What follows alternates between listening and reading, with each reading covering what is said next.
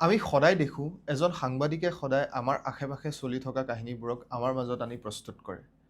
কিন্তু আমি কেতিয়াবা জানিব চেষ্টা কৰিছোঁনে তেওঁৰ জীৱনত কি চলি আছে? আজি আমি কথা পাতিবলৈ গৈ আছোঁ মৃদুল কুমাৰ সন্দিকৈৰ লগত, অসমীয়া প্ৰতিদিন ডিজিটেলৰ নিউজ ডেস্ক এডিটৰ। তেওঁ জীৱনৰ কাহিনী আৰু তেওঁৰ জাৰ্নেলিজম এক্সপিৰিয়েঞ্চৰ বিষয়ে আজি আমি কথা পাতিম। নমস্কাৰ ধন্যবাদ দাদা। বিনীত, তুমি এনেকৈ মাতি আনিলা। হয় দুটা কথা পতাৰ সুযোগ দিম বুলি ভাবিছা। হয় ধন্যবাদ। Mridul da, first impression is a last impression, আপুনি জানে। এতিয়া ইয়াতে যেতিয়া আপুনি সোমাই আহিলে, মাইণ্ড ৱেভৰ নামটো দেখিলে, আপোনাৰ ফাৰ্ষ্ট ইম্প্ৰেশ্যনটো কি অলপ জানিব বিচাৰোঁ। নামটোৱে খুব এটা সুন্দৰ নাম, মাইণ্ড ৱেভ। হয় মানুহৰ মনত বহু কথা থাকে, হয় সেই কথাবিলাক বিভিন্ন সময়ত মানুহৰ মনৰ ভিতৰত পাগোল খাই থাকে। আৰু ইয়াত আহি ভাল লাগিছে, তুমি আছা, মণিমুগ্ধহঁত আছে, ইমান ধুনীয়াকৈ এটা নতুন প্ৰজন্মৰ ব্যতিক্ৰম চিন্তাধাৰাৰে এই কামখিনি আগুৱাই নিছা। হয় আৰু ইয়াৰ পৰিৱেশটো মোৰ খুব ভাল লাগিছে। হয়। আৰু তোমালোকৰ এজনে আনজনৰ সৈতে থকা যিটো একাত্মবোধ হয় আৰু প্ৰত্যেকে প্ৰত্যেকক এটা টিম ৱৰ্ক হিচাপে যিটো কাম কৰিছা। আৰু মই তোমাক আগতে লগ পাইছিলোঁ, হয় ইয়ালৈ অহাৰ আগতে আমি হয়। কথা পাতিছিলোঁ। কথা পাতিছোঁ। তেতিয়া তুমি তোমাৰ কথাখিনি কৈছিলা, হয় তাৰ মাজতে প্ৰতিফলিত হৈছিল তুমি কি বিচৰা। হয় সাধাৰণতে মানুহে গৈ থকা এটা পথৰ বিপৰীতে হয় যিটো পথ সস্তীয়া, খুব সোনকালে তাত সফলতা পায়, ভিউজ পায়, তাৰ বিপৰীতে গৈ তুমি এই কামটো কৰিছা।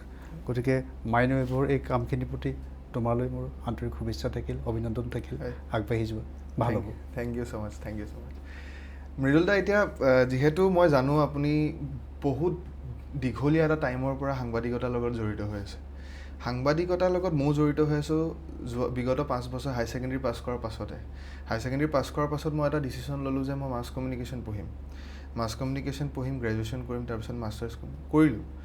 কিন্তু মাছ কমিউনিকেশ্যন পঢ়াৰ আগত এটা প্ৰশ্নই মোক বাৰ বাৰ ডিষ্টাৰ্ব কৰে যে এখন ইনষ্টিটিউটত যেতিয়া মাছ কমিউনিকেশ্যন পঢ়িবলৈ যাওঁ, তেতিয়া প্ৰত্যেকটো ছেমিষ্টাৰত ছেল্ফ ফাইনেন্সিঙৰ নামত 20,000 টকা দিব লাগে।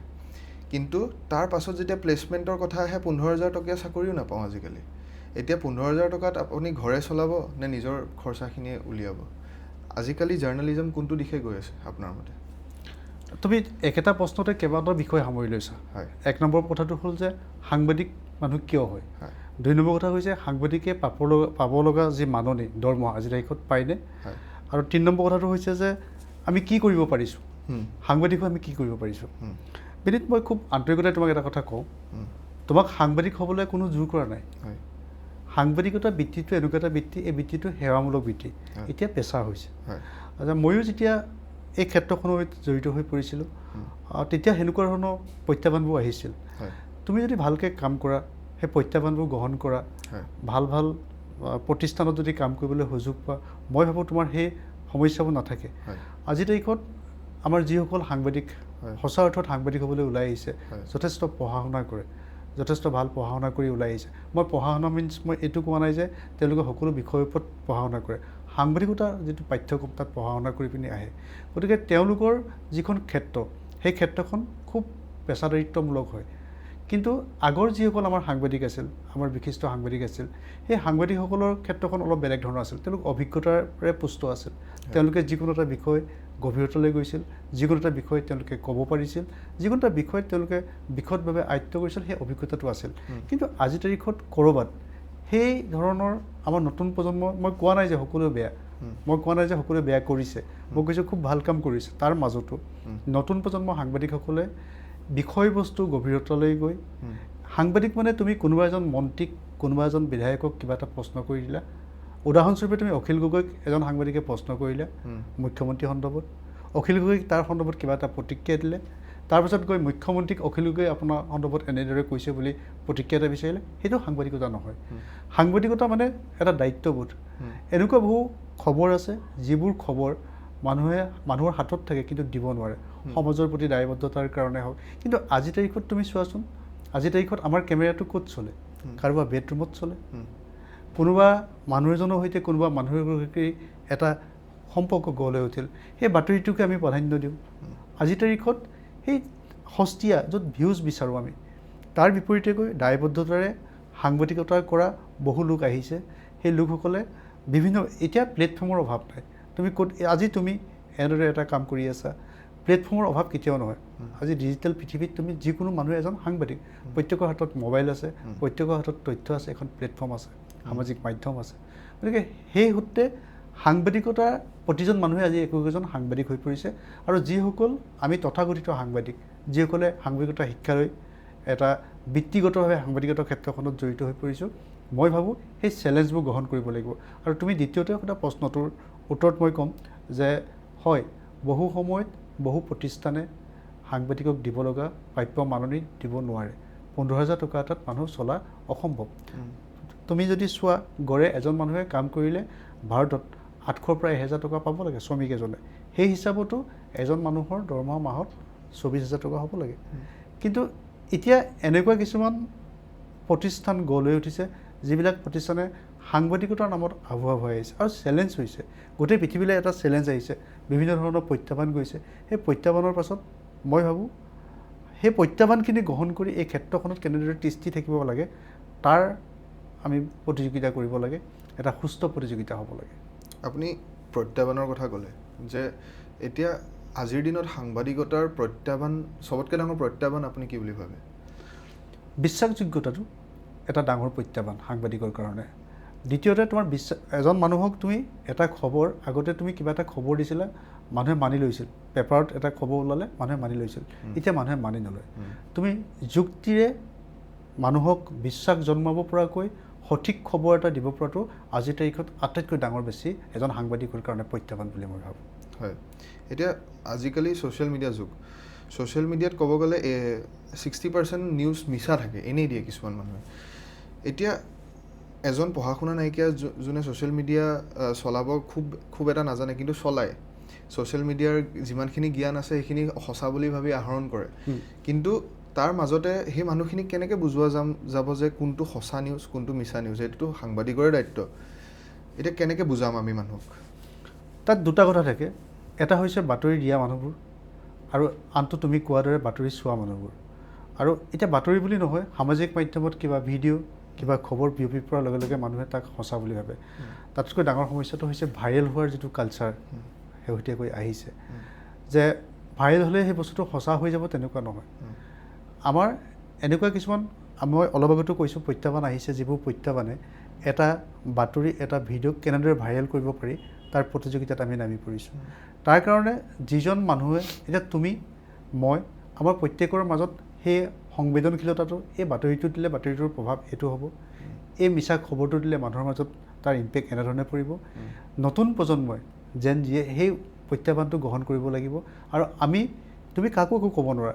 তোমাৰ সামাজিক মাধ্যম তোমাৰ ফেচবুক তোমাৰ টুইটাৰ তুমি তাত কি পোষ্ট দিয়া কি কৰা সেইটো তোমাৰ নিজৰ কথা কিন্তু তোমাৰ হয় আগতে পেপাৰ এখনত কিবা এটা বাতৰি যাব হ'লে তাত সম্পাদকে চাই দিছিল জ্যেষ্ঠজনে চাই দিছিল এটা প্ৰক্ৰিয়াৰ মাজে গৈছিল কিন্তু এতিয়া সেইটো নহয় তোমাৰ মনত যি আহিছে তুমি কৰিব পাৰা গতিকে নিজৰ মনত যিটো স্বসংযমতা স্বসংবেদনশীলতা যেতিয়ালৈকে গঢ়ি নুঠিব তেতিয়ালৈকে সেইটো সম্ভৱ নহয় কিন্তু অতি ভাল লগা কথা তুমি যদি তেনেকুৱা মিছা খবৰ এটা দিয়া তুমি দেখিছানে এটা মিছা খবৰ কোনোবাই যদি সামাজিক মাধ্যমত দিয়ে তাৰ তলত কমেণ্টবিলাকত যথেষ্ট সংখ্যক লোক থাকে যিসকলে তাৰ প্ৰতিক্ৰিয়া ব্যক্ত কৰে এই খবৰটো মিছা বুলি লগে লগে কৈ দিয়ে গতিকে এই বস্তুটোত প্ৰথম কথা হ'ল সংযমতা লাগিব নিজে সংবেদনশীল হ'ব লাগিব আৰু দ্বিতীয়তে আমি চকু দিব লাগিব কোনোবাই যদি তেনেকুৱা মিছা খবৰ প্ৰকাশ কৰিছে প্ৰচাৰ কৰিছে আমি তাত সেই খবৰটো যে মিছা তাৰ কথাটো ক'ব পৰাকৈ আমাৰ এখন মঞ্চ আছে কমেণ্টত তুমি দিব পাৰা নিজৰ সেইটো শ্বেয়াৰ কৰি তুমি ক'ব পাৰা গতিকে মই ভাবোঁ প্ৰত্যেকটো সমস্যাৰ এটা সমাধান থাকে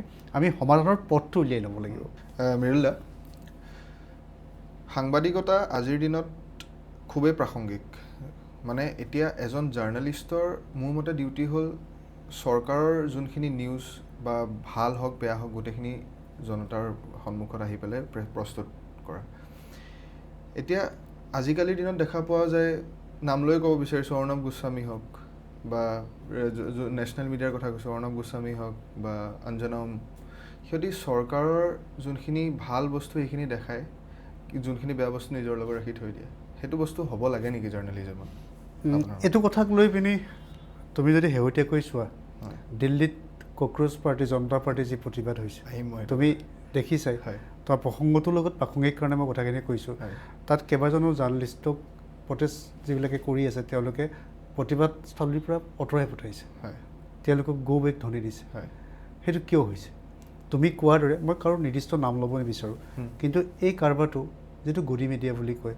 সেইটো হৈ আছে গতিকে এজন সাংবাদিকৰ ধৰ্ম হ'ব লাগে যে মোৰ যিটো বিশ্বাস মই বহুত ডাঙৰ কথা ক'ব নিবিচাৰোঁ তোমাৰ সন্মুখত মই নিজে পাৰ্চনেলি ব্যক্তিগতভাৱে যিটো বিশ্বাস কৰোঁ এজন সাংবাদিকৰ ধৰ্ম হ'ব লাগে তুমি যদি ভালটো কৰিছা ভালটো লিখিব পাৰিব লাগে দেখাব পাৰিব লাগে তুমি যদি বেয়া কৰিছা প্ৰশ্ন কৰিবও জানিব লাগে কিন্তু হয় সেই প্ৰসংগটো বিভিন্ন সময়ত আলোচনা হয় অসমৰ প্ৰেক্ষাপটত আলোচনা হয় ৰাষ্ট্ৰীয় প্ৰেক্ষাপটত আলোচনা হয় যে সংবাদ মাধ্যম ক'ৰবাত বিকি গ'ল নেকি সকলো নহয় কিছু সংখ্যক যিসকল প্ৰভাৱশালী সাংবাদিক আছিল তেওঁলোকে যি স্থানত যি বিষয়ত মাত মাতিব লাগে মাত নামাতে কিন্তু সেই কথাখিনি মানুহৰ মাজত যিটো ক্ষোভ সেই ক্ষোভৰ উদ্গীৰণ কিন্তু কোনোবা নহয় কোনোবা এদিন হ'বই তাৰ প্ৰমাণ 20 জুলাইত যিটো কক্ৰোচ পাৰ্টিৰ প্ৰতিবাদ আছিলে প্ৰতিবাদস্থলীত তুমি দেখা পাইছা অসমৰ এজন সাংবাদিকৰ নাম তাত চৰ্চা হৈছিল মই নাম নকওঁ চৰ্চা হৈছিল গতিকে সেইটো কিমান তথ্যগত যুক্তিসংগত সেইটো পৃথক কথা কিন্তু এজন সাধাৰণ মানুহে বুজি পায় যে এই সাংবাদিকজনে এই কামটো কৰি আছে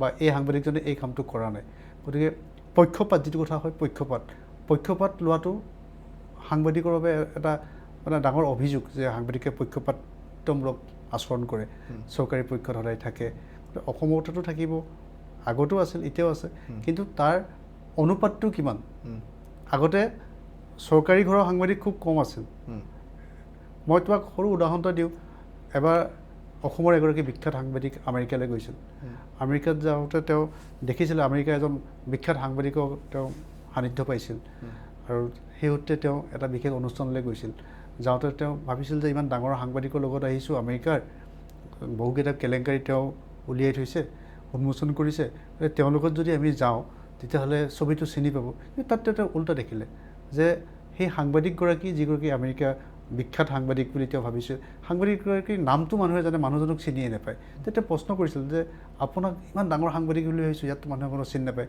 তেতিয়া কৈছে যে নহয় এই যে মোক চিনি নাপায় সেইটো এটা মোৰ কাৰণে লাভৰ কথা কোনে কি কৰি আছে কি নাই কৰা মই নিৰপেক্ষভাৱে বিচাৰ কৰিব পাৰোঁ কাৰোবাৰ ওচৰত থিয় হৈ দিলে মই সেই কথাখিনি শুনিব পাৰোঁ গতিকে এই কথাটো তেতিয়া তেওঁ কৈছে যে অসমত কিন্তু ওলোটা অসমত ডাঙৰ সাংবাদিক মানে মন্ত্ৰী গাড়ীত উঠিব লাগিব মন্ত্ৰীৰ লগত মিলা মিছা কৰিব লাগিব উঠা বহা কৰিব লাগিব গতিকে তুমি তাৰ পৰাই বুজা যে এই গোটেই দুটাৰ উদাহৰণে কেনেধৰণে এটা মেছেজ কেৰি কৰে আমাৰ ইয়াতো আজিৰ তাৰিখত আমি ডাঙৰ সাংবাদিক বুলি কাক ভাবোঁ যাৰ মুখখন বেছিকৈ দেখোঁ কিন্তু তাৰ বিপৰীতে সেই সাংবাদিকসকলৰ হৈ যিসকলে ফিল কৰে যিসকলে গৈ পিনি বাতৰি সংগ্ৰহ কৰে তেওঁলোকৰো এটা ভূমিকা আছে গতিকে আমি মুখখন দেখি থকা মানুহজনকে ডাঙৰ সাংবাদিক বুলি ভাবি থাকোঁ গতিকে সেই মানসিকতা লাহে লাহে আঁতৰিব আৰু তুমি কোৱাৰ দৰে যদি কোনোবা এটা পক্ষৰ অৱস্থান লৈ পিনে জনসাধাৰণৰ কণ্ঠ হিচাপে সাধাৰণ মানুহৰ কণ্ঠ হিচাপে প্ৰকৃত খবৰবোৰ দাঙি নহয় তেতিয়াহ'লে দিল্লীত কক্ৰোচ পাৰ্টি CJP প্ৰতিবাদত যি হৈছিল সেয়া হ'ব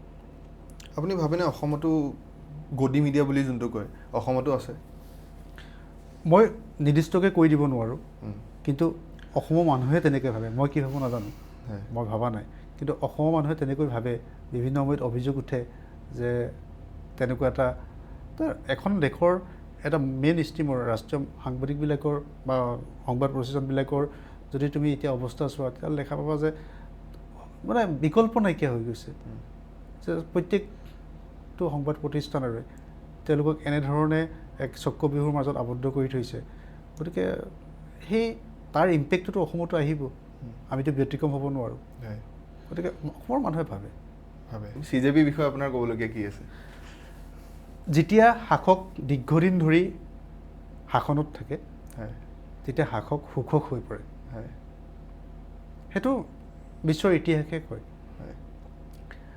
আৰু গুৰু গোসাঁই নমনা হয় আমাৰ আটাইতকৈ বেয়া লগা কথাটো হ'ল যে ভাৰতৰে হওক অসমৰে হওক এই পৰীক্ষা যিটো পদ্ধতি পৰীক্ষা পতা পদ্ধতি তাক লৈ পিনি বিভিন্ন সময়ত প্ৰশ্ন উত্থাপন হৈ আহিছে সেয়া তুমি APSCয়ে কোৱা সেয়া তুমি নীটৰ কথাই কোৱা সেয়া মেট্ৰিক পৰীক্ষাৰ কথাই কোৱা মেট্ৰিক পৰীক্ষাৰ বহি গৰুৱে খোৱালৈকে ঘটনা ঘটিছে প্ৰশ্ন কাকত ইমানবোৰ হোৱাৰ পাছত প্ৰশ্ন কাকত ফাদিল হৈয়ে আছে 2-3টাকৈ প্ৰশ্ন কাকত বিষয়ে প্ৰশ্ন কাকত ফাদিল হৈছে নীটটোৰ আৰু ব্যতিক্ৰম এই কাৰণে এজন ছাত্ৰই নীটত উত্তীৰ্ণ হৈ তেওঁ ভৱিষ্যতটোক নিৰ্ণয় কৰিব পাৰে তেওঁ এজন চিকিৎসক হ'ব কিমান ডাঙৰ লাখ লাখ ষ্টুডেণ্টে তাত পৰীক্ষাত এপিয়াৰ হয় পঢ়ে কষ্ট কৰে আৰু আজিকালি ল'ৰা ছোৱালীয়ে ক্লাছ 9ৰ পৰাই পৰীক্ষা দিম বুলি তেওঁলোকে এনেকুৱা এটা প্ৰতিযোগিতা এণ্ট্ৰেঞ্চ পৰীক্ষা দিম বুলি তেওঁলোকে পঢ়ে যেতিয়া পাছত গম পায় তুমি কষ্ট কৰি পঢ়িছা কিন্তু কোনোবাই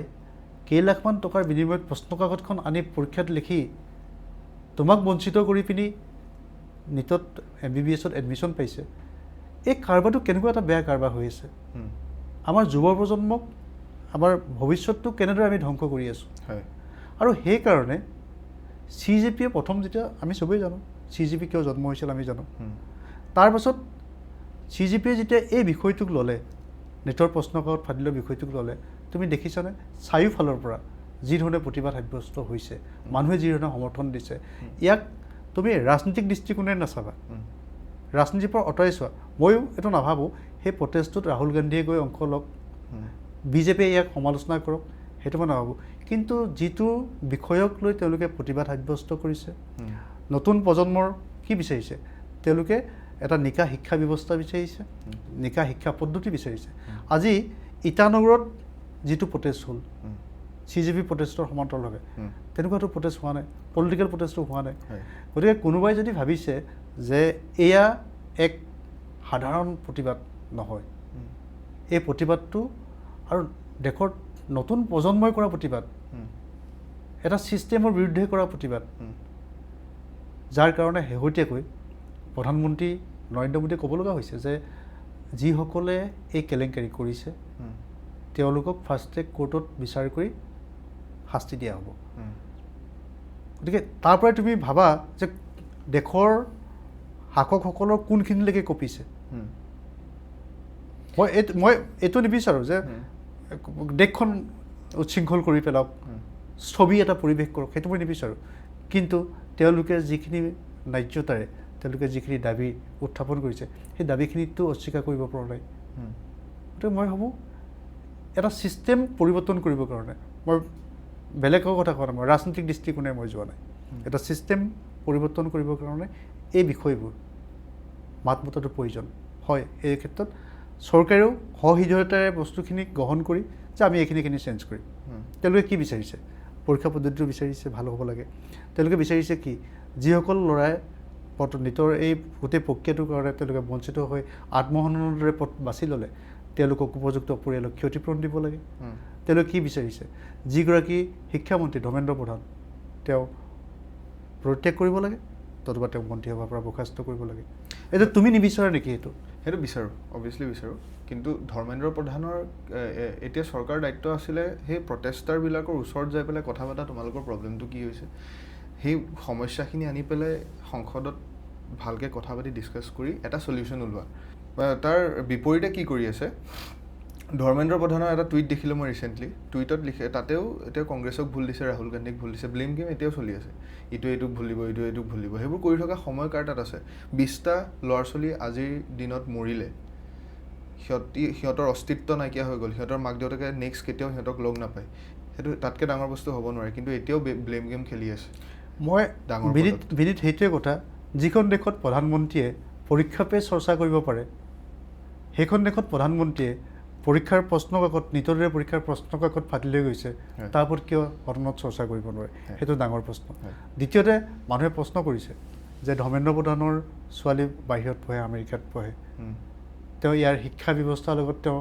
এইটো এটা এইবিলাক কথাবিলাক সাধাৰণ মানুহে কৰা কথা বা এইবিলাকৰ লগত মোৰ ইমান হেৰি নাই কাৰোবাৰ ল'ৰা ছোৱালী ক'ৰবাত বাহিৰত পঢ়িছে কিন্তু মই ভাবোঁ এটা সাধাৰণ ৰেল দুৰ্ঘটনা হ'লে য'ত ৰেলমন্ত্ৰীয়ে ভাৰতৰ ৰেলমন্ত্ৰীয়ে পদত্যাগ কৰা উদাহৰণ আছে লাখ লাখ ছাত্ৰ ছাত্ৰী ভৱিষ্যতক লৈ খেলা হোৱা বুলি ইমান এটা ডাঙৰ অভিযোগেই নহয় তাৰ তথ্য প্ৰমাণো সংগ্ৰহ হৈছে তাৰ পাছত এজন শিক্ষামন্ত্ৰীয়ে বা ধৰ্মেন্দ্ৰ প্ৰধানে পদত্যাগ কৰাটো প্ৰয়োজন আছিল নৈতিকভাৱে প্ৰয়োজন আছিল আৰু শেহতীয়াকৈ তুমি চাবা এই গোটেই ঘটনাবিলাকৰ সৈতে আজি সদনত শেহতীয়াকৈ বিৰোধী পক্ষই গোটেই বিষয়টো উত্থাপন কৰিব চেষ্টা কৰিছে ৰাহুল গান্ধীকৈ প্ৰধানমন্ত্ৰী ঘৰৰ সন্মুখত ধৰ্ণা দিছে হয় তেওঁলোকৰ বিৰোধী এটা পক্ষ হিচাপে তেওঁলোকৰ দায়িত্ব আছে কিন্তু এইটো নহয় যে এই গোটেই ইছ্যুটোত যেতিয়া বিৰোধী পক্ষৰ নেতাসকলৰ সোমাই পৰিছে তেওঁলোকে তাত অৱস্থান লৈ পিনি তেওঁলোকে কক্ৰ'চ জনতা পাৰ্টীৰ সৈতে একেলগে প্ৰতিবাদ সাব্যস্ত কৰিবলৈ গৈছে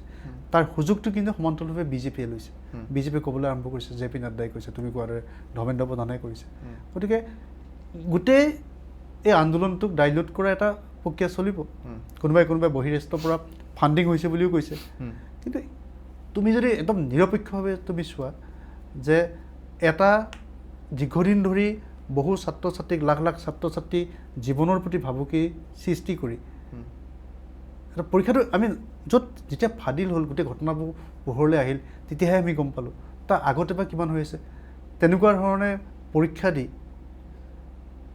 কিমান ছাত্ৰ ছাত্ৰী সেই চিকিৎসক হৈ আছে সেই চিকিৎসকসকলে আমাৰ সাধাৰণ লোকৰ ওপৰত কেনেকুৱা ধৰণৰ চিকিৎসা কৰিছে তুমি হয়তো চাইছা মুন্না ভাই MBBS দেখিছোঁ সেই ঠিক একে কাৰোবাৰ এটা হৈ যায় তুমি অলপ গভীৰলৈ গৈ চোৱা বুজিছোঁ একে কাৰোবাৰ এটা জানো হৈ থকা নাই গতিকে ইয়াৰ বিৰুদ্ধে প্ৰতিবাদটো হ'ব লাগে হৈছে কিন্তু তাৰ মাজতো এটা কথা এই প্ৰতিবাদে মানে ৰাজনৈতিক দৃষ্টিকোণৰ পৰা আঁতৰত থাকি এটা সুস্থ বাতাবৰণ সৃষ্টিৰে চৰকাৰখনক যেনেদৰে কঁপাই দিছে তাত সাংবাদিক এজনে প্ৰশ্ন কৰিছিল যে তোমালোকে যে এনেকৈ প্ৰতিবাদ কৰিবলৈ আহিছা নেক্সট পলিটিকেল পাৰ্টিত যদি তোমালোকে যোগ দিবলৈ মাতে তোমালোকে যাবানে কৈছে নাযাওঁ তোমালোকে ক'ৰবাত ইলেকশ্যন খেলোঁ নাই নেখেলোঁ গতিকে তাৰ পৰা তুমি বুজা এইটো নেপালত হোৱা জেনজি প্ৰতিবাদ বা বাংলাদেশত হোৱা প্ৰতিবাদ যুৱশক্তি প্ৰতিবাদ তেনেকুৱা নহয় এইটো এটা ইমান দিন দীৰ্ঘদিন ধৰি মনৰ মাজত ক্ষোভ হৈ থকা ক্ষোভত জ্বলি পৰি থাকে তাত এনেকুৱা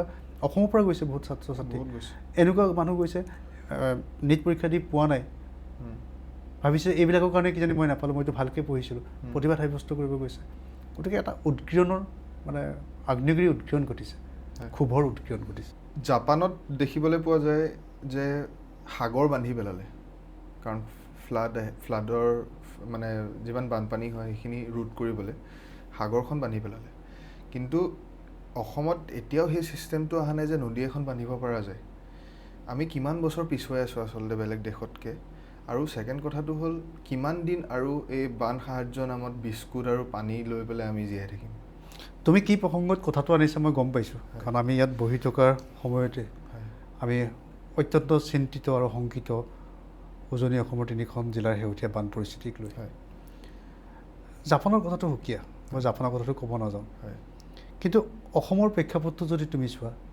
আজি শিৱসাগৰ চৰাইদেউ আৰু যোৰহাটত বিশেষকৈ গোলাঘাটতো হৈছে কিয় বানপানী হৈছে আমি যদি চাওঁ যে 19 আৰু 20 তাৰিখৰ দিনাখনে জুলাই 2026 মন জিলাত আটাইতকৈ বেছি বৰষুণ হৈছিল সেইদিনাখনি হোৱা মন জিলাত বৰষুণৰ পৰিমাণ আছিল প্ৰায় 135 মিলিমিটাৰ তাৰ কাষৰীয়া জিলা এখনত হৈছিল 126 তুমি কম্পেয়াৰ কৰি চাবা তে ইমান ডাঙৰ বৰষুণ হোৱাৰ পাছত তাৰ প্ৰশাসনে SMS যোগে তেওঁলোকক সতৰ্ক কৰি দিছিল আগতে কি হয় এই বৰষুণৰ পানীবোৰ নামি আহি পিনি এটা প্ৰপাৰ ড্ৰেইনেজ ছিষ্টেমত আহি নৈত পৰি নৈয়ে গৈ পিনি ব্ৰহ্মপুত্ৰত পৰে কিন্তু সেই পানীবোৰ সেই প্ৰপাৰ ড্ৰেইনেজ ছিষ্টেমত অৰ্থাৎ কোনোবা এখন নৈয়ে নামি নাহিলে যেনি পাই তেনি গুচি আহিলে তাৰ কাৰণটো হ'ল নাগালেণ্ডৰ পাহাৰবোৰ খুব ওখ আৰু এঢলীয়া তুমি যদি ছেটেলাইট ইমেজবোৰ চোৱা বা তুমি যদি অলপ লক্ষ্য কৰা তাৰ পাহাৰবোৰত খনন খুব দ্ৰুত গতিত চলিছে পাহাৰ ধ্বংসৰ অভিযান কিয় কাৰণে হৈছে সেই পাহাৰৰ মাটি কাটি আনি আমি উন্নয়ন কৰিছোঁ ৰাষ্ট্ৰীয় ঘাইপথ 4 লেনযুক্ত ৰাষ্ট্ৰীয় ঘাইপথবোৰ বনাইছোঁ শিলবোৰ তাত ব্যৱহাৰ কৰিছোঁ গতিকে তাত পানীৰ বাগৰি বিভিন্ন প্ৰান্তৰ পৰা আহিছে বিভিন্ন ফালে পানী আহিছে তাৰপিছত ডাঙৰ কথা হৈছে বিভিন্ন সময়ত হোৱা এই ভূমিস্খলন আমাৰ যিকেইখন মেইন নদী আছে মই উজনি অসমৰ কথা কৈছোঁ দিচাং দিখৌৰ পৰা আৰম্ভ কৰি ভোগদৈলৈকে সেই নদীবিলাকক গভীৰতাটো বালিয়ে পলসেৰে পুতি পেলাইছে তো এটা শেহতীয়া ষ্টাডিত এনেকৈ ওলাইছে যে সেই পানীৰ বহনৰ যি ক্ষমতা নদীবোৰৰ তাত 30 পৰা 70% কমি গৈছে গতিকে পানীবোৰ চাৰিওফালে গুচি গৈছে আৰু সেই অতিপাত বৰষুণ হোৱাৰ বাবে যে বহুতে কোনোবাই মানি লয় কোনোবাই মানি নলয় যিটো আমি কওঁ যে ক্লাউড বাছ হৈছে হৈ গোটেই পানীখিনি নামি আহিছে কেতিয়াও নভবা ঘটনা এটা ঘটিছে গতিকে এইটো আৰম্ভণিহে তাৰ কিছুদিনৰ পূৰ্বে অৰুণাচলত নেপকুই কলনীত এটা ডাঙৰ ঘটনা হৈছিল কলনীৰ একাংশ উঠাই লৈ গৈছিল পানীয়ে উঠাই লৈ গৈছিল তাত মাত্ৰ 72 মিলিমিটাৰ অৰুণাচলত 72 মিলিমিটাৰ বৰষুণ হৈছিল সেইদিনাখনে, কিন্তু নাগালেণ্ডত 130 এখন ডিষ্ট্ৰিক্টত, এখনত 126, প্ৰায় দুগুণ। এতিয়া তুমি কল্পনা কৰা অৰুণাচলত যদি সেই পৰ্যায়ত বৰষুণ হয়, সেই পৰিমাণৰ বৰষুণ এদিনতে হয়, নামনি সোৱণশিৰি বান্ধটো কি অৱস্থা হ'ব, বা সোৱণশিৰি নদীত মাজত থকা মিডল সোৱণশিৰি, আপাৰ সোৱণশিৰি বান্ধবিলাকৰ অৱস্থা কি হ'ব? এইটোতো একোৱেই হোৱা নাই। যি দ্ৰুত গতিত পানী নামি আহিব, সেই গেৰুকামুখত থকা কাষৰ মানুহবিলাকৰ অৱস্থা কি হ'ব? আচলতে প্ৰকৃতিয়ে আমাক সদায় কয়, আমাৰ সৈতে সহাৱস্থান, প্ৰকৃতিৰ সৈতে আমি সহাৱস্থান কৰিব লাগে, কিন্তু সহাৱস্থান নকৰি আমি আমাৰ উন্নয়নৰ নামত, আধুনিকতাৰ নামত যধে মধে প্ৰকৃতিক যি ক্ষতি কৰিছোঁ, তাৰ পৰিণাম আমি ভুগিছোঁ। এনেকুৱা বান ক'ত হয়? পাহাৰীয়া জিলাবিলাক, ৰাজ্যবিলাকত হয়। উত্তৰাখণ্ডত এনেকুৱা বান দেখিছিলোঁ, মুহূৰ্তৰ ভিতৰতে পানীয়ে গোটেই উটুৱাই লৈ গৈছে। তুমি সাধাৰণ বান নহয়, মই নিজৰ ঘৰতো মই দেখিছোঁ, বান দেখিছোঁ। কি হয়? পানী লাহে লাহে বাঢ়ি আহে, এনেকুৱা প্ৰবাল সোঁত নাথাকে। বানপানীত তুমি ভাবাচোন কিমান দুখজনক ঘটনা গৈছে। মাক পানীত উঠি গ'ল, মাকক বচাবলৈ গৈ 2 ফুটে পানীত গুচি গ'ল, একেটা পৰিয়ালৰ 4জন উঠি গৈছে। এতিয়াও মানে চৰকাৰী বা আনুষ্ঠানিকভাৱে তথ্য প্ৰকাশ কৰা নাই, যিটো অকল শিৱসাগৰ জিলাতে 100ৰো অধিক জনৰ মৃত্যু হৈছে। বানপানী হৈ গ'ল, মানুহৰ প্ৰাণো কাঢ়ি নিলে, কিন্তু সেই অঞ্চলটোৰ মানুহবিলাক 20-25 বছৰ পিছফালে গুচি গ'ল। কাৰোবাৰ দোকানখন চাবলৈ গৈছে পানী শুকোৱাৰ পাছত, দোকান খহাই নি বস্তু বাহিনী, কাৰোবাৰ ফাৰ্ম এখন আছিলে, কাৰোবাৰ সৰু টি গাৰ্ডেন এখন আছিলে। গতিকে আমাৰ আৰ্থিক বুনিয়াদটোকে শেষ কৰি থৈ গৈছে এই মানে। কিন্তু এইটো ঠিক যে ইয়াৰ পৰা পৰিত্ৰাণ পাবলৈ, ইয়াৰ পৰা আমি কেনেদৰে পৰিত্ৰাণ পাব পাৰোঁ? কাৰণ মই প্ৰথমতে কৈছোঁ, সমস্যা যেনেকৈ থাকে মানুহৰ সমাধানৰ পথ নিশ্চয় ওলায়, কিন্তু কিছুমান প্ৰাকৃতিক দুৰ্যোগ থাকে যিবিলাক কেতিয়াও আহিম বুলি কৈতো, বানপানীটো আহিম বুলি কৈ নাহে। কিন্তু সেই নাগালেণ্ডৰ চৰকাৰে যি ধৰণে মানুহবিলাকক সজাগ কৰিছিল, সচেতন কৰিছিল, তাৰ পৰা মুখ্যমন্ত্ৰীয়ে কৈছে যে তাৰ পৰা খবৰ আহিছিল 10 মিনিটৰ ভিতৰত আমি কি কৰিব পাৰোঁ, পৰিস্থিতিটো আমি উপলব্ধি কৰিব পৰাকৈ 10 মিনিটৰ ভিতৰত আমি কেনেকৈ কৰিম, মানুহে কি কৰিব তাতে ৰাতি। গতিকে নিশ্চয় কিবা এটা সেই প্ৰকৃতিক আমি ৰক্ষণাবেক্ষণ দিয়া মেইন কাৰণ একেটাই, কাম এটাই, পাহাৰখনত। আজি যোৰাবাটৰ ক্ষেত্ৰতে তুমি চোৱা, কেতিয়াওতো যোৰাবাটত তেনেকুৱা পানী হোৱা নাছিল। আজি কি এজাক বৰষুণ দিলে মানুহে যোৰাবাটৰ ফালে যাবলৈ মানুহে ভয় কৰে, চিন্তা কৰে, কি পৰিৱেশ হয়, কিমান সময় ৰখিব লগা হয়। গতিকে প্ৰকৃতিক যদি আমি চেলেঞ্জ কৰোঁ, প্ৰকৃতিৰ বিৰুদ্ধে গৈ পিনি যদি আমি, মোৰ উপলব্ধি এইখিনি, যদি আমি কাম কৰোঁ, তেতিয়াহ'লে প্ৰকৃতিয়ে তেওঁলোকৰ ৰুষ্টৰূপটো দেখুৱাব, এনেকুৱা ধৰণৰ পৰিস্থিতি আৰু সৃষ্টি হ'ব। কিন্তু সেইটো চাবলৈ গ'লে ডেভেলপমেণ্টটোতো লাগিব, মানুহৰ থাকিবৰ কাৰণে ডেভেলপমেণ্টটো লাগিবই আজিকালি। সেইটো কেনেকৈ আমি দুইটা কেনেকৈ মেইনটেইন কৰা যায়? কিন্তু সেইটো প্ৰকৃতিক মেইনটেইন কৰিব নোৱাৰি। এই বিষয়বোৰ তুমি মই এনেদৰে আমি অনুভৱ কৰিব পাৰোঁ, পাতি মানুহক আমি ক'ব পাৰোঁ ভালদৰে। কিন্তু তাতকৈ ডাঙৰ কথাটো হৈছে যে প্ৰকৃতিৰ সৈতে সহাৱস্থান কেনেদৰে কৰিব পাৰি, বহুত গৱেষণা হৈছে, বহুত অধ্যয়ন হৈছে। কিছুদিনৰ পূৰ্বে মই এগৰাকী বাইদেউৰ সৈতে কথা পাতিছিলোঁ। তুমি সেইটো জানা, তেওঁ জীৱনৰ সঞ্চিত প্ৰায় 1 কোটি টকা তেওঁ এখন বিশ্ববিদ্যালয়ক দি দিছিল। তেওঁ কথা পাতোঁতে বাইদেউৰ লগত কথা পাতি পিনি মই কিবা এটা লেখা লিখিবৰ কাৰণে কথা পাতিছিলোঁ। তো বাইদেৱে ক'লে, বাইদেউ আপুনি ইমান ডাঙৰ কাম কৰিলে, বাইদেৱে ক'লে মোৰ 2টা বস্তুত বৰ দুখ লাগে। বোলো কি বস্তুত দুখ লাগে? তো প্ৰথম বস্তুটো দুখ লাগে, তেওঁ বোলে এই বাহিৰত যাওঁতে পাহাৰ চাহাৰবিলাক দেখে, ইমান ধুনীয়াকৈ মানুহে তাতে পাহাৰতে ধুনীয়াকৈ সহাৱস্থান কৰে, মাটি কাটি মেলি কিবা নকৰে। কিন্তু ইয়াত দেখোন গোটেই মাটি কাটি মেলি প্লেন কৰি পাহাৰটো কিবা কৰি পেলায়। গতিকে এই প্ৰকৃতিৰ ওপৰত চলা এই আমি ধ্বংসলীলাটো যদি বন্ধ কৰিব নোৱাৰোঁ, গুৱাহাটীবাসীয়ে সেই সময়ত যোৰাবাটৰ বানপানীটোক লৈ অলপ আলোচনা হৈ আছিল। গতিকে তুমি ভাবাচোন, আমি তেনেদৰে প্ৰত্যেকজন মানুহে যদি আমি প্ৰকৃতিক আমি এই ধৰণৰ কথা বতৰাবিলাক অকণমান সচেতনতা, এদিনতেতো আমি ফল নাপাওঁ। কিন্তু আজি নলা এটা, নৰ্দমা এটাত জাবৰ জোঁথৰ তুমি চাবাচোন, ভৰ্তি হৈ যোৱাৰ পাছত বটল জাবৰ জোঁথৰে ভৰি থাকে, সেইবোৰ কোনে পেলায়? আমিয়ে পেলাওঁ। আমাৰ নিচিনা একোজন মানুহে নেপেলাওঁ জানো? গতিকে সেই সচেতনতাটো আৰু সেই দায়িত্ববোধটো আমাৰ যেন ক'ৰবাত অভাৱ আছে, সেইখিনি মই ভাবোঁ। আছে নিশ্চয় আছে। কাৰণ গুৱাহাটীখনে চাই লওক, গুৱাহাটীখন এতিয়া মানে অভাৰ পপুলেটেড হৈ গৈছে, মানুহৰ জনসংখ্যাটো বেছি বৃদ্ধি হৈছে। এতিয়া গুৱাহাটীয়ে লোড ল'ব নোৱাৰা হৈ গৈছে, কিন্তু তাৰ পাছতো ব্ৰিজ বনাইছে, ব্ৰিজৰ তলত ড্ৰেইনেজ ছিষ্টেম বনোৱা নাই। Drainage system proper drainage system যদি হ'লহেঁতেন গুৱাহাটীত তেনেকৈ বানপানী হ'বলগীয়া নাছিলে আপোনাৰ কি ক'ব মই তোমাক দুটা বস্তু কওঁ মই কোনো নিৰ্দিষ্ট ব্যক্তি বিশেষৰ ওপৰত নকওঁ ময়ো কোৱা নাই মই দুটা বস্তু দেখিলোঁ যে আমাৰ নেতাৰ পৰা আৰম্ভ কৰি আমাৰ সাধাৰণ মানুহজনলৈকে প্ৰদৰ্শন ধৰ্মিতাটো বহুত বেছি হৈছে তুমি বানপানীত কাৰোবাক সহায় কৰিছা কাৰোবাক দাঙি আনিছা চকী এখনত তুলি দাঙি আনিছা তুমি সেই ভিডিঅ'টো কৰি তোমাৰ সামাজিক মাধ্যমত দিয়াৰ কাৰণ কি তুমি দুটা খাব নোপোৱা মানুহক দুটা পেকেট দিছা সেই পেকেটকেইটাৰ যিটো ভিডিঅ' বনাই এই মানুহকেইটাক খাব নোপোৱা মানুহকেইটাক তুমি যে যোগান ধৰিছা সেই কাৰণটো কি হয় কোনোবাই ক'ব ইয়াৰ দ্বাৰা আৰু এজন মানুহ যাতে আগবাঢ়ি আহে তাৰ কাৰণে কৰিছোঁ কিন্তু ক'ৰবাত তোমাৰ নিজৰ নালাগেনে আমি প্ৰত্যেকটো বস্তুতে ক'ৰবাত পুখুৰীত মানুহ এটা মৰি থকাৰ মৰো হৈ আছে উদ্ধাৰ কৰিব লাগে আমি যেন প্ৰথম কেমেৰাটো উলিয়াই মানুহজন যে এনেকৈ পৰি আছে আমি এজন ভিডিঅ'হে বনাওঁ তেনেকুৱা প্ৰদৰ্শন ধৰ্মিতাই আমাক ছানি ধৰিছে গতিকে সেই প্ৰদৰ্শন ধৰ্মিতাটো বিপৰীতে গৈ আমি সঁচা অৰ্থত কিমান আন্তৰিকতাৰে কাম কৰিব পাৰিছোঁ এইটোৰ ওপৰত বহুত কথা ডিপেণ্ড কৰে নিৰ্ভৰ কৰে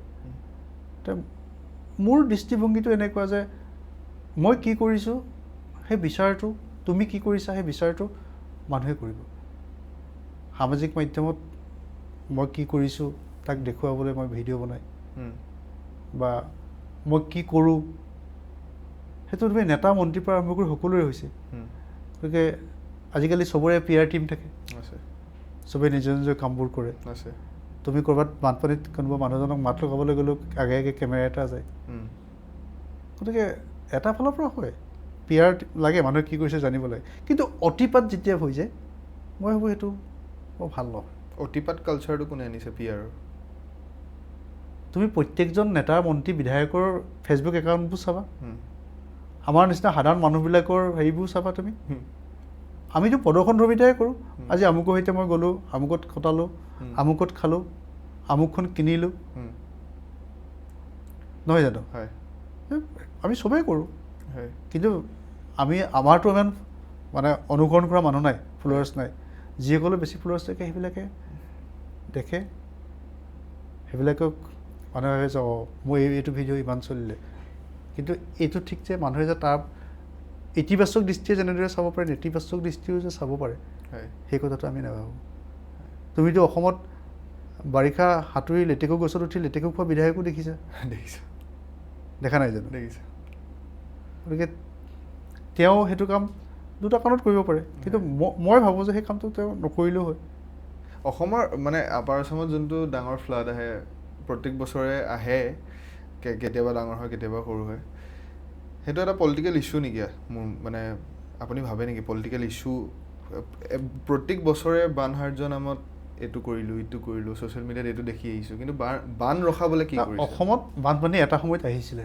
ভয়ংকৰ ৰূপত আহিছিলে কিন্তু আহে আমাৰ এনেকুৱা এখন আমি হেৰিয়ত আছোঁ যে আমাৰ বানপানী এটা আমি চৰিয়াৰ নিচিনা তলতে আছোঁ বিভিন্ন ছাইডৰ পৰা মানে ভূটানৰ পৰা আহিব পাৰে অৰুণাচলৰ পৰা আহিব পাৰে বানপানী হয় তো বানপানীৰ সমস্যাটো দেখোন আমি ৰাষ্ট্ৰীয় সমস্যাই কৰিব নোৱাৰিলোঁ সেইটোৱে কথা সেইটোৱে মানে আপোনাক সুধিব বিচাৰিছোঁ বানপানীৰ সমস্যাটোক লৈ আমি দেখোন দিল্লী আমি এটা কথা জবাবদিহি কৰিব নোৱাৰিলোঁ আজি ইমান ডাঙৰ বানপানীটো হৈ গ'ল হয় মুখ্যমন্ত্ৰীলৈ ফোন কৰিছে অমিত শ্বাহে হয় মুখ্যমন্ত্ৰীলৈ ফোন কৰিছে কোনোবাই কিন্তু আমাক অষ্টলক্ষী বুলি কোৱা নিৰ্বাচনৰ সময়ত তুমি যুক্তিগতভাৱে ভাবা নিৰ্বাচনৰ সময়ত এসপ্তাহত 4-5খন সভা অনুষ্ঠিত কৰিব পৰা এই অসমত আজি এই বিপদৰ মুহূৰ্তত এবাৰ তেওঁলোকে সুহৰিয়ে চাই যাবলৈ আমাক আহিব নোৱাৰিলেনে আৰু বানপানীৰ সময়ত এটা বিস্তৰ ক্ষতি হৈছে আমাক চৰকাৰে কেন্দ্ৰীয় চৰকাৰে কিমান টকা দিছে কি কৰিব পাৰিছোঁ এই বানপানীটো যদি অসমত নহয় আন এখন ৰাজ্যত হ'লহেঁতেন এনেদৰে অৱজ্ঞা কৰা হ'লহেঁতেন নহ'ল কেতিয়াও নহ'লহেঁতেন আজি ৰাষ্ট্ৰীয় চেনেলবোৰে অসমৰ বানপানীটো কিটোৰ ওপৰত কি পৰ্যায়ত তুলি ধৰিছে চুকত এটা নিউজ বনাই থৈ দিয়ে আৰু সেইটো তাতকৈ বেছি সামাজিক মাধ্যমত বিভিন্ন লোকে অসমৰ বানপানী যিটো বিভৎস ৰূপ যিটো জলপ্ৰয় তাক তুলি ধৰিছে গতিকে মই নাভাবোঁ যে বানপানীটো এটা পলিটিকেল ইছ্যু বুলি মই নাভাবোঁ। মই অন্তঃকৰণে এইটো বিচাৰোঁ যে আমাৰ বানপানী সমস্যাটোক সমাধানৰ বাবে দিল্লীয়ে অলপ অনুকম্পাৰে চাব লাগে, বা আমাৰ যিবিলাক জাতীয় দল সংগঠন আছে তেওঁলোকে অন্ততঃ বাধ্য কৰিব লাগে। যদি বেলেগ এখন ৰাজ্যৰ মুখ্যমন্ত্ৰীয়ে যে পাৰে, মই ভাবোঁ অসমৰ মুখ্যমন্ত্ৰীয়ে এইখিনি কৰিব পাৰিব। মৃদুল দা, আপোনাৰ মতে গণতন্ত্ৰ জীয়াই আছেনে আজিৰ দিনত? কাৰণ যন্তৰ মন্তৰত দেখিছোঁ ষ্টুডেণ্টবিলাকে প্ৰটেষ্ট কৰি আছে, ইমান বেয়াকৈ লাঠি চালনা কৰিছে আৰক্ষী প্ৰশাসনে। আপোনাৰ কি ক'বলগীয়া আছে তাত? বিনীত, প্ৰথমে এটা কথা কৈ লওঁ, তুমি ইমান টান টান প্ৰশ্ন সুধিছা, আচলতে মই তোমাৰ নিচিনা এগৰাকী শিকাৰুহে। মোৰ ফ্ৰাষ্ট্ৰেশ্যন মানে এইখিনি হ'ব। মোৰ মানে তোমাক সুধিব মন যায়, আমাতকৈ তোমালোক বহুত বেছি এৱেৰটো হয়, আৰু সদায় থাকা, ছ'চিয়েল মিডিয়াত থাকা। তোমাৰ মতে কি হৈছে? মোৰ মতে গণতন্ত্ৰ জীয়াই থকা নাই। কাৰণ আন্দোলনৰ সময়তো দেখিছোঁ নেট অফ কৰি দিছিলে। তাৰপিছত বিভিন্ন আন্দোলনৰ সময়ত দেখিছোঁ বিভিন্ন আৰক্ষী প্ৰশাসনে আহি পেলাই টিয়াৰ গেছ দিয়ে, পানী ছটিয়াই, লাঠি চালনা কৰে।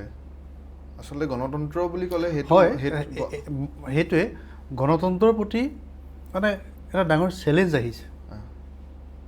আহিছে, কিন্তু গণতন্ত্ৰ জীয়াই থকা নাই বুলি মই নাভাবোঁ, জীয়াই আছে। দেশত যেতিয়া ন্যায় ব্যৱস্থা আছে, দেশত যেতিয়া শাসন ব্যৱস্থা আছে, কোনোবা ব্যৱস্থাত কেতিয়াবা ঘূণে ধৰে, সেইটো ঠিক কৰি ল'ব লাগিব, দেশবাসীৰ কৰ্তব্য সেইটো। গতিকে মই একেষাৰে নকওঁ, কিন্তু হয় আমাৰ ছিষ্টেম কিছুমানত সমস্যা আছে। সেই সমস্যাবোৰ আমি এতিয়া কিহলৈ পৰিণত হৈছোঁ? অসমতে তুমি ভাবাচোন, আগতে আমাৰ অসমীয়া মানুহবিলাকৰ ঘৰত বা অসমৰ মানুহবিলাকৰ ঘৰত এটা পুখুৰী থাকে, তামোল পাণ থাকে, মাছ থাকে, শাক পাচলি থাকে, উভৈনদী হৈ থাকে, আমি বজাৰলৈ যাবই নালাগে। কিন্তু এতিয়া কি হৈছে? এতিয়া মানুহৰ ঘৰত এখন ৰেচন কাৰ্ড থাকে, গম পাইছেনে? গোটৰ সদস্য হ'ব লাগে। আমি এতিয়া হিতাধিকাৰীলৈ পৰিণত হৈ গৈছোঁ প্ৰত্যেকজন মানুহ। আমাৰতো এইটো অৱস্থা নাছিলে। ঠিক আছে, চৰকাৰে আমাক দিছে, সহায় কৰিছে, ভাল কথা। কিমান দিনলৈ আমি এই ধৰণে জীয়াই থাকিম পৰনিৰ্ভৰশীল হৈ? য'ত অসমীয়া মানুহে ৰাতিপুৱা নাঙল লৈ খেতিপথাৰলৈ ওলাই গৈছিল, পৰিশ্ৰম কৰিছিল, তাত এতিয়া মানুহবিলাকে মাহটো 10 বা 12 তাৰিখলৈ ৰখি থাকে, মহিলাসকলে অৰুণোদয় ধন পাব। আমি হিতাধিকাৰী জাতিলৈ পৰিণত হৈছোঁ।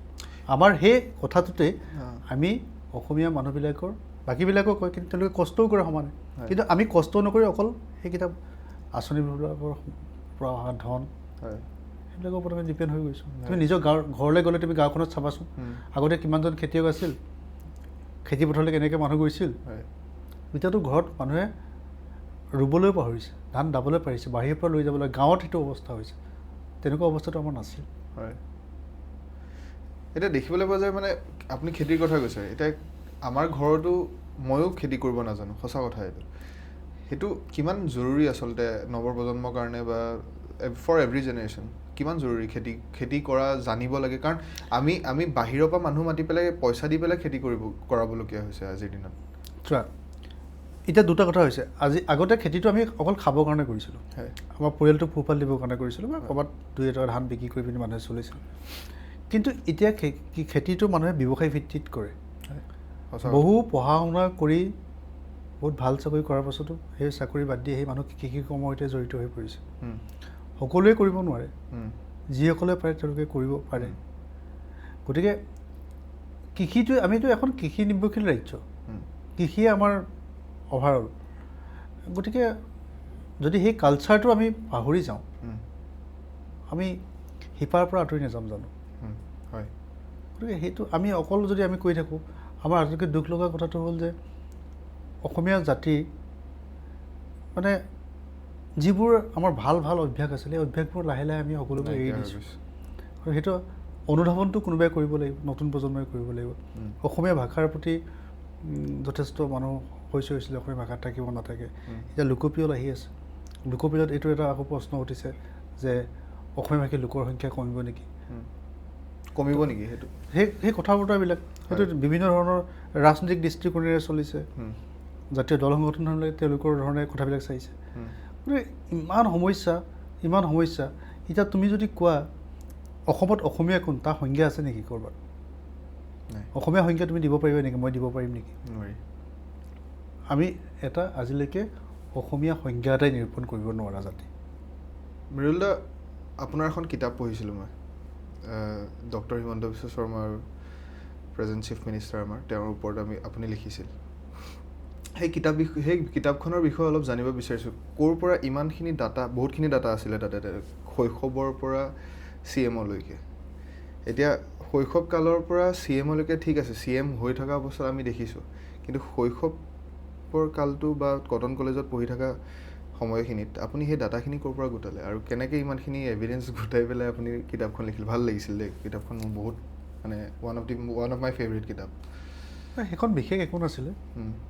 সেইখন কিতাপ আছিল হিমন্ত বিশ্ব শৰ্মাৰ বিভিন্ন সময়ত তেওঁ পোৱা ডাটাবোৰ লৈ, তেওঁ বিভিন্নজন তেওঁৰ সৈতে সান্নিধ্য থকা ব্যক্তিৰ সৈতে কথা পাতি লৈ কিতাপখন লিখা হৈছিল। কিন্তু সেই কিতাপখন লিখিবৰ বাবে মই কেতিয়াও মানে যিজনৰ ওপৰত লিখিছোঁ, ডক্টৰ হিমন্ত বিশ্ব, তেওঁক কেতিয়াও মই লগ পোৱা নাছিলোঁ আৰু মই কৈ ভাল পাম আজিলৈকে ব্যক্তিগতভাৱে মানে তেওঁৰ সৈতে মোৰ কোনো সাক্ষাৎ হোৱা নাই। গতিকে তাৰপাছত এজন মানুহক, যিবিলাক মানুহ সাধাৰণতে মানুহৰ মাজত থাকে, যিবিলাক মানুহৰ বিষয়ে মানুহে জানে, সেইবিলাক মানুহৰ বিষয়ে তথ্য গোটাবলৈ বিশেষ অসুবিধা নহয়। এতিয়া মোৰ সন্দৰ্ভত তোমাৰ 10টা তথ্য গোটাবলৈ অসুবিধা হ'ব, মই কোন কিয় বিখ্যাত কোনো নাজানে। কিন্তু তুমি যদি জুবিন গাৰ্গৰ সন্দৰ্ভত মানুহৰ তথ্য গোটাবলৈতো একো অসুবিধা হোৱা নাই। তেনেকুৱা ধৰণৰ মানুহ, যিবিলাক মানুহে সামাজিক জীৱন থাকে, যিবিলাক মানুহৰ জনপ্ৰিয়তা থাকে, যিবিলাক মানুহৰ ক্ষেত্ৰখন বহুত বিশাল। গতিকে মই ভাবোঁ তেনেধৰণে বিভিন্ন উৎসৰ পৰা এখন কৰিছিলোঁ, হয় পৰিশ্ৰম কৰিছিলোঁ কিতাপখনৰ কাৰণে। সেইখন কোনো ধৰণৰ হেৰি আছিল যে মই হিমন্ত বিশ্ব শৰ্মাক ভাল পাওঁ বেয়া পাওঁ তেনেকুৱা বুলি নহয়। হিমন্ত বিশ্ব শৰ্মাৰ মানুহজননো কোন তাক তুলি ধৰিবৰ কাৰণে প্ৰয়াস কৰিছিলোঁ। আপুনি ভাল পায়নে বেয়া পায় হিমন্ত বিশ্ব শৰ্মা? মই তোমাক সৰু উদাহৰণ এটা দিওঁ। তোমাৰ আটাইতকৈ প্ৰিয় বস্তুটো কি? আটাইতকৈ খাই ভাল পোৱা প্ৰিয় বস্তুটো কি? খাই ভাল পোৱা। ঠিক আছে, তোমাৰ প্ৰিয় চিনেমা কোনখন? প্ৰিয় চিনেমা 3 Idiots। কেইবাৰ চাইছা? 50 বাৰ ওপৰত চাইছোঁ। এতিয়া তোমাক যদি মই আকৌ কওঁ যে আৰু এখন ভাল চিনেমা আহিছে, তুমি চাবা নোচোৱা? চাম। এজন মানুহৰ বা এখন চিনেমা যেনেকৈ সেইখনেতো তোমাৰ শেষ চিনেমা নহয়, ভাল চিনেমা নহয় ন, আটাইতকৈ প্ৰিয় চিনেমা নহয়, তাতকৈ ভাল আহিবও পাৰে। গতিকে এজন মানুহৰ বিভিন্ন ধৰণৰ এংগুল থাকে। যে হিমন্ত বিশ্ব শৰ্মাৰ মানুহজন যিটো তেওঁ এনাৰ্জেটিক, যি ধৰণে পৰিশ্ৰম কৰিব পাৰে, ডাইনেমিক, সেইবিলাক মই ভাল পাওঁ। মই ভাল পাওঁ ন, চবেই ভাল পায়, কিন্তু কিছুমান বস্তুত তেখেতৰ তাৰ মাজতে মানুহে বেয়া পায়। আপুনি কোনটো এংগল বেয়া পায়? এংগুল নহয়, মই কেতিয়াবা ভাবোঁ যে প্ৰয়োজনতকৈ বেছি তো সদায় বেয়া। সকলোৱে এডাল লক্ষণ ৰেখা থাকিব লাগে। মই তোমাক স্পেচিফিককৈ কৈ দিব বিচৰা নাই যে সেই বস্তুখিনিলৈকে ঠিকেই আছে, তাৰ পাছতখিনিত অকণমান ক'ৰবাত যেন কিবা এটা গণ্ডগোলীয়া হয়, ভাল নাপাওঁ। মোৰ সেইটো মই ভবা দৃষ্টিভংগীটো তোমাৰ দৃষ্টিভংগীটো বেলেগ হ'ব পাৰে। গতিকে মোৰ তেনেকুৱা নিৰ্দিষ্ট নহয়। মই কৈছোঁ যে হিমন্ত বিশ্ব শৰ্মাৰ সন্দৰ্ভত মূল্যায়নটো এটা বা দুটা শাৰীত কৰিব নোৱাৰি। গতিকে তেওঁ মূল্যায়নটো কৰিবলৈ গ'লে তুমি আৰু এখন কিতাপ লিখিব লাগিব। হয়, এতিয়া মানে চৰকাৰ, আপুনি যিহেতু সাংবাদিকতাৰ লগত ইমান বছৰৰ পৰা জড়িত হৈ আছে, চৰকাৰ আপুনি বিভিন্ন চৰকাৰ দেখিলে। এতিয়া চৰকাৰ, আপুনি যদি 5টা বস্তু দেখিছে আৰু 5টা বস্তুৰ চবতকৈ ভাল ৰেটিং কৰিব যদি দিওঁ মই, তেতিয়াহ'লে এটা বস্তুত আপোনাৰ গ্ৰাফডাল ওপৰত থাকিব, হয় নাই? সেই এতিয়া কোনখন চৰকাৰক আপুনি অকণমান বেছি ৰেটিং দিব এতিয়া আপোনাৰ দিনৰ পৰা, যেতিয়াৰ পৰা আপুনি দেখিছে? এই প্ৰশ্নটো বেলেগকৈ কৰে, তুমি অলপ বেলেগকৈ কৰিলে। সেইটো মই উত্তৰটো একেধৰণে দিব লাগিব। তো এনেকুৱা, এগৰাকী মাকৰ 5টা সন্তান আছে। তুমি যদি এনেকৈ ৰাজহুৱাভাৱে প্ৰশ্ন কৰি দিয়া কাক বেছি ভাল পোৱা, টান হৈ যায়। ঠিক একেদৰে সেইখন চৰকাৰটো আমাৰে চৰকাৰ ন, অসমৰ ৰাইজে নিৰ্বাচিত কৰি পঠোৱা মানুহৰে চৰকাৰ। গতিকে মই কোনো এখন চৰকাৰক নিৰ্দিষ্টকৈ এইখনেই আটাইতকৈ ভাল চৰকাৰ আছিল বুলি ক'ব পৰাকৈ মোৰ সেই দৃষ্টতা নাই, প্ৰথম কথা। দ্বিতীয় কথাটো হৈছে সকলোৱে নিজৰ নিজৰ হেৰিয়ত কিছু ভাল কাম কৰে, কিছু বেয়া কাম কৰে। ভাল কাম কৰিলে ৰাইজে আঁকোৱালি লয়, বেয়া কাম কৰিলে শাসনৰ পৰা দিছপুৰৰ পৰা আঁতৰাই পঠায়। মানে আপুনি কৈছে কংগ্ৰেছে বেয়া কাম কৰিলে কাৰণে আঁতৰাই পঠালে? অভিয়াছলি কংগ্ৰেছে বেয়া কাম কৰিলে আঁতৰাই পঠালে, অসম গণ পৰিষদে বেয়া কাম কৰিলে কাৰণে আঁতৰাই পঠালে, বা মানে ৰাইজৰ আস্থাত ল'ব নোৱাৰিলে। গুপ্ত হত্যা প্ৰসংগটো আহিছিল, বা বিভিন্ন ধৰণৰ প্ৰসংগ আহিছিল সেইটো সময়ত। গতিকে সেই তেনেকুৱা কথা। গতিকে সেই উত্তৰটো মই ভাবোঁ তুমি পাইছা তাৰ মাজত। পাইছোঁ বাৰু, কিন্তু আৰু অকণমান পাব বিচাৰোঁ মানে কেতিয়াবা কিছুমান কথা মানুহে মোক কৈ দিব পাৰোঁ, ক'ব পাৰি, কিন্তু কিছুমান কথা মানুহে, মই যেনেকৈ বেলেগক লক্ষণ ৰেখা এডাল থকাটো ভাল বুলি কওঁ, মই নিজেও ভাবোঁ যে মই কোৱা কথাখিনি এডাল ৰেখা থাকিব লাগে।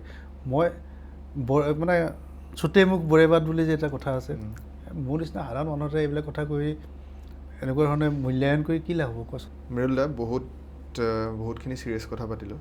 এতিয়া মই সঁচাকৈ আপোনাৰ বিষয়ে জানিব খুজিছোঁ যে আপোনাৰ ষ্টাৰ্টিংটো ক'ৰ পৰা হ'ল?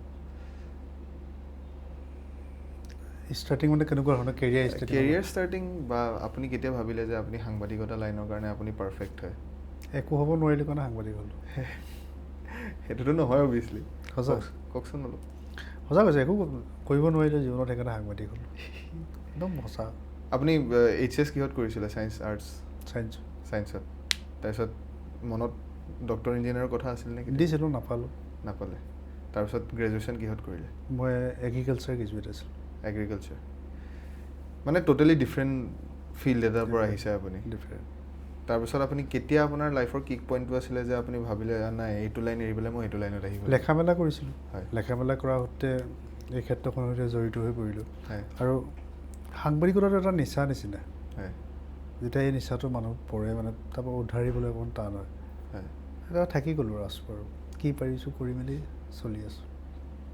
মানে এতিয়া নৱপ্ৰজন্মত আমাতকৈ সৰু হ'ব, এতিয়া যোন ষ্টুডেণ্ট হয় পঢ়িবলৈ আহিব, সিহঁতক কি ছাজেশ্যন দিম, যে আপুনি কি দিব ছাজেশ্যন যে কেনেকৈ সাংবাদিকতা লাইনত আগবাঢ়ি যাব লাগে? সেই কথাখিনি আমি প্ৰথমতে পাতিছোঁ। হয়। কেনেকৈ আগবাঢ়িব লাগে, কি হ'ব লাগে। আৰু ছাজেশ্যন বুলি নহয়, যিকোনো এটা বস্তু, আজিৰ তাৰিখত যিকোনো এটা বস্তু খুব চিৰিয়াছলি একাগ্ৰতাৰে যদি কৰে তাতে সফলতা আহে।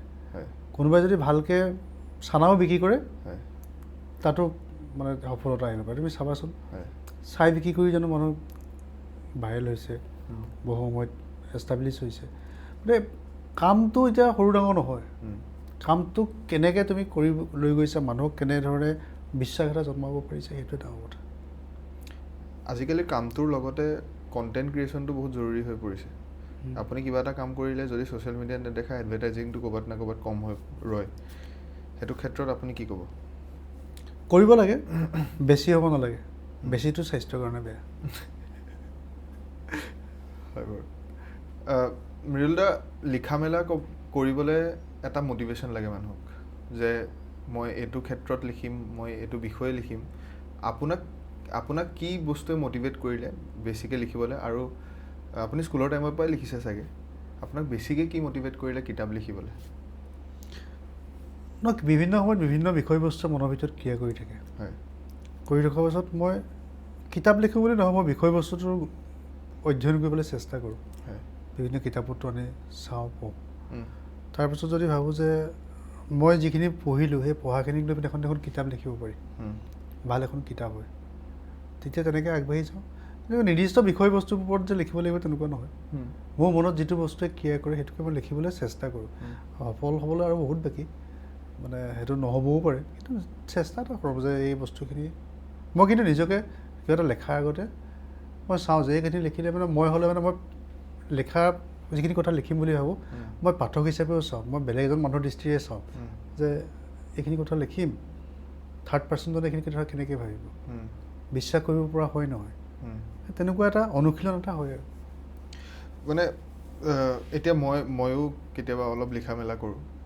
মই যেতিয়া লিখিবলৈ যেতিয়া বহোঁ, এটা পাৰফেক্ট এনভাইৰনমেণ্টৰ দৰকাৰ, যে এইটো এনভাইৰনমেণ্টতহে এইটো বস্তু লিখিব পাৰিম। আপোনাৰ তেনেকুৱা কিবা হয়নে? তেনেকুৱা নাই। মোৰ যেতিয়া মন যায় তেতিয়া মই কাম কৰোঁ। সময়ৰ কথা নাই। হয়। যেতিয়া মোক বোলে মোৰ কিবা কিতাপ এখনৰ মোক হঠাৎ মনত পৰিলে যে এই কিতাপখন আমুকটো বস্তু মই চাব লাগিছিল, ৰাতি 2টা বজাতো যদি মই ভাবোঁ যে মই এইটো চোৱা নহ'ল, পাহৰি যাব পাৰোঁ, চাই থওঁ, কম হয় খুব মানে উদাহৰণ দিছোঁ 10টা বজাতো যদি মই তেনেকৈ চেষ্টা কৰোঁ যে মই কাইলৈ এই নিউজটো কৰিম এই ছাবজেক্টটোৰ ওপৰত অকণ পঢ়িব লাগিছিল পঢ়িবৰ কাৰণে বিভিন্ন উৎসৰ পৰা সেই অধ্যয়নটোক তথ্যখিনি বেছি প্ৰায়ৰিটি দিয়ে আপুনি পঢ়া শুনাটো অকণ চেষ্টা কৰোঁ আৰু পঢ়িবৰ কাৰণে হয় এতিয়া তুমি যেনেকৈ এই পডকাষ্টটো ল'বৰ কাৰণে আজিৰ পৰা প্ৰায় 1.5 মাহমানৰ আগতে তুমি মোক কৈছিলা হয় আমি কথা পাতিছিলোঁ হয় তুমি যেনেকৈ এটা প্ৰিপেৰেশ্যন লৈ আজি আহিছা হয় টান টান প্ৰশ্ন লৈ হুম। ঠিক তেনেকুৱা ধৰণে চবৰে নিজৰ নিজৰ এটা প্ৰস্তুতি থাকে মোৰ প্ৰশ্নবিলাক ঠিকে আছে চোৱা প্ৰশ্নবোৰ সদায় ঠিকেই হুম। তোমাৰ প্ৰশ্নবোৰ খুব মানে এটা নিৰ্দিষ্ট গণ্ডিৰ মাজত থকা নাই হুম। অভাৰঅল তুমি সামৰি লৈছা হুম। আৰু মইহে ভাবিছোঁ তোমাৰ প্ৰশ্নবোৰৰ উত্তৰ দিব পৰাকৈ মই যোগ্য নাছিলোঁ কিন্তু তুমি ভুল ঠাইত হাত দি দিলা মানে মোৰ কিছুমান মই এই পডকাষ্টৰ থ্ৰুৱেদি মই বহুতখিনি বস্তু কভাৰ কৰিব ট্ৰাই কৰিম মানে ভৱিষ্যতে এতিয়া মই একদম ইনিচিয়েলি ষ্টাৰ্ট কৰিছোঁ কিন্তু এইটো অকল মই এটা বিজনেছ পাৰপাছ বা এনেই মিডিয়া পাৰ্চন হিচাপে খোলা নাই মোৰ কিছুমান টাৰ্গেট আছে যে এইটো মই সমস্যাৰ ওপৰত কথা ক'ম মই ৰিলিজনৰ ওপৰত কথা নকওঁ মই ছাত্ৰ ছাত্ৰীৰ ওপৰত যি সৰু সৰু সমস্যা আছে সেইখিনি উঠাই আনি পেলাই পডকাষ্টটোত প্ৰেজেণ্ট কৰিব ট্ৰাই কৰিম মই বিনীত মই তোমাৰ পৰা 2 মিনিট সময় ল'ব পাৰোঁ নেকি অ'কে যদি আজি মই তোমাৰ অতিথি নহয় তুমি যদি মোৰ অতিথি হ'লাহেঁতেন হয় মই তোমাক 2টামান প্ৰশ্ন খুব ধুনীয়াকৈ কৰি লৈছোঁ হয় মানে মোৰ ইচ্ছা গৈছে হয় যে ইমান মোৰ কাম আছে পঢ়া শুনা কৰিলা হয় তাৰপাছতো এনেকুৱা ধৰণে এটা বিষয়ত সাংবাদিকতাত তুমি সোমাই পৰিছা হয় কৰিম বুলি ভাবিছা আগবাঢ়ি গৈছা একদম প্ৰথম কাৰণটো কি কিহৰ কাৰণে তুমি এইটো কৰিলা মই একদম প্ৰথম কাৰণটো হ'ল মই নিজৰ কাম ভাল পাওঁ মই যিকোনো কাম হওক মই নিজৰ কৰিব বিচাৰোঁ নিজে আগবাঢ়ি যাব বিচাৰোঁ কিন্তু মই যদি এটা নিউজ চেনেল এটাত সোমালোহেঁতেন সোমাইছিলোঁ মই ইণ্টাৰ্ণশ্বিপ কৰিছোঁ 2 মাহ 3 মাহ তাৰপিছত আকৌ মই 7 মাহ 8 মাহ মই জবো কৰিছোঁ কিন্তু সঁচাকৈ কওঁ মই সেই যিমানখিনি প্ৰাপ্য তাৰ পৰা পালোঁ সেইখিনি এনাফ নহয় আজিৰ দিনত স্বাধীনভাৱে কিবা এটা কৰাৰ সপোন আছে তোমাৰ মোৰ সপোন আছে স্বাধীনভাৱে আৰু আজিকালি সঁচাকৈ কওঁ পইচাটো অলপ হ'লেও দৰকাৰ মানুহ কেপিটেলিষ্ট নহয় বুলি ক'লেও ক'ৰবাত না ক'ৰবাত কেপিটেলিষ্ট লাগে পইচাটো ঘৰ ব্ৰেড এণ্ড বাটাৰৰ কাৰণে মোৰ কাৰণে দৰকাৰী আছিলে সেইকাৰণে মই সেইটো বস্তুৰ পৰা জব কনচেপ্টটোৰ পৰা ওলাই আহিলোঁ জব কনচেপ্টটো মই ভাল নাপাওঁ আৰু বিনীত মানে প্ৰত্যেক মানুহে কয় তুমি ইমান ধুনীয়া চেলেঞ্জ লৈছা দেই এইটো বহুত ডাঙৰ চেলেঞ্জ হৈছে প্ৰত্যেকবোৰ কামৰ অন্তৰালত মানে কাৰোবাৰ অনুপ্ৰেৰণা লাগে তোমাৰ বয়স যেনেকুৱা তোমাৰ মা দেউতাৰ অনুপ্ৰেৰণাটো আছেই বাৰু তাৰ বাদে বেলেগ কাৰোবাৰ অনুপ্ৰেৰণা আছে নেকি জীৱনলৈ প্ৰেম আহিছে নাই তোমাৰ প্ৰেম আহিছে অহা যোৱা কৰিছে নিৰ্দিষ্ট হৈ থাকিব পৰা নাই মানে মই অলপ এতিয়ালৈকে নাই বাৰু এতিয়ালৈকে তেনেকৈ নিৰ্দিষ্টকৈ নাই মই প্ৰথম কাম কৰিব বিচাৰোঁ কামত যদি ছাকচেছফুল হ'ম ভৱিষ্যতে তেতিয়া তুমি মানে এটা বস্তু তুমি সদায় ভাবা যে এটা ছাকচেছফুল হ'বৰ কাৰণে এজন বহুতে কয় যে সফলতা অৰ্জন কৰিবৰ কাৰণে এগৰাকী নাৰীৰ প্ৰয়োজন প্ৰেৰণাৰ প্ৰয়োজন তোমাক মানে সেইটো নালাগে ইমান সেয়া বুলি নাভাবোঁ ইমান ইম্পৰ্টেণ্ট বুলি নাভাবোঁ দিনটো কেনেকৈ আৰম্ভ হয় তোমাৰ দিনটো শুই উঠি পেলাই ইউটিউব এতিয়া বৰ্তমানৰ কথা কৈছোঁ লাষ্ট 1 মাহৰ পৰা শুই উঠাৰ পাছত ইউটিউবটো চাওঁ কিমান ছাবস্ক্ৰাইবাৰ বা ফলোৱাৰ্ছ বাঢ়িছে তাৰপিছত নিজৰ কামখিনি কেনেকৈ আগবঢ়াব পাৰোঁ সেইটো চিন্তা কৰোঁ অফিচলৈ আহোঁ এডিটিঙত বহোঁ সেইখিনিয়ে আৰু তেনেকৈ গৈ আছে এইকেইদিন আজি মোক বধিলা হয় নেক্সট কাক বধিবা সেইটো ভাবিম কেনেকুৱা ধৰণৰ অতিথিবিলাক তুমি তোমাৰ পডকাষ্টলৈ তুমি মাতিব বিচৰা political related to journalism sports আৰু বহুত ক্ষেত্ৰ আছে কালচাৰেল এইখিনি কৰিম বুলি ভাবিছোঁ ঠিক আছে বিনীত ইণ্টাৰভিউটো আৰম্ভ কৰিলা তুমি আৰু শেষত প্ৰশ্ন সুধিলোঁ মই আচলতে এটা কথা আছে হয় ঢেঁকী নৰকলৈ গ'লেও ধানেই বান্ধে আমি মানে প্ৰশ্ন কৰা মানুহ নহয় প্ৰশ্ন কৰিয়ে ভাল পাওঁ মই ভাবোঁ বহুত সময় কথা পাতিলোঁ ইমান সময় ভাল লাগিল মোৰ তোমাক কেনেকুৱা লাগিল নাজানো তোমাৰ প্ৰশ্নবিলাক ইমান ধুনীয়া আৰু ইমান তজবজীয়া ল'ৰা এটা এইবিলাক বুকবাদৰ পৰা আঁতৰি গৈ ইমান বাস্তৱমুখী এটা চেতনাৰে তুমি আগবাঢ়ি গৈছা তোমাৰ এই পডকাষ্টটো ভাল হ'ব বুলি মই আশা কৰিছোঁ